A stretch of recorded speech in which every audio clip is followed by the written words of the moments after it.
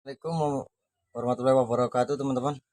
Hari ini ada trik gitu untuk kalian ataupun keluarga kalian ataupun anak istri kalian yang mengalami batuk ngoklok teman-teman ya.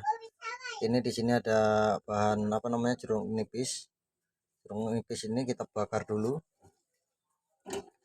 Nanti kemudian kita becek-becek, diambil airnya aja ya, dimasukin dalam gelas. Dan ini sendok sudah kita siapkan, ini apa namanya garam. Bahannya garam, jeruk nipis dan kecap ya. Kecap ini supaya nggak terlalu kecut atau tidak terlalu ini ya. Oke, kita ini dulu, kita remas, nanti masukkan ke sini.